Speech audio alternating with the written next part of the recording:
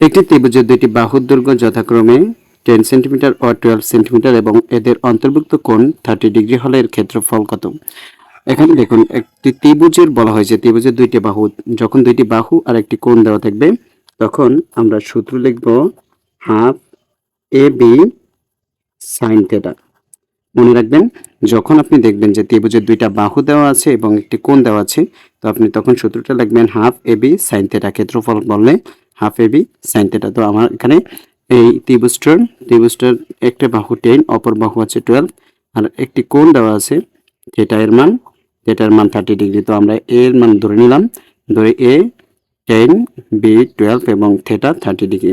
এখন আমরা এটার মান বসিয়ে দেব, হাফ ইন্টু এ এর মান। এখান থেকে আমরা এর মান বসিয়ে দেব। এর মান দেখুন, এর মান হচ্ছে 10 ইন্টু বি এর মান হচ্ছে 12 ইন্টু সাইন থিটা।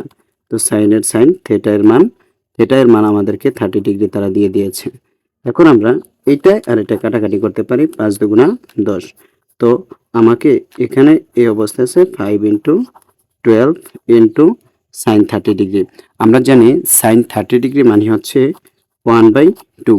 সাইন 30 ডিগ্রির মান 1/2। তো আমরা এই 2 দ্বারা এটাকে যদি কাটাকাটি করি 6 বার যাবে, 6 দুগুণা 12।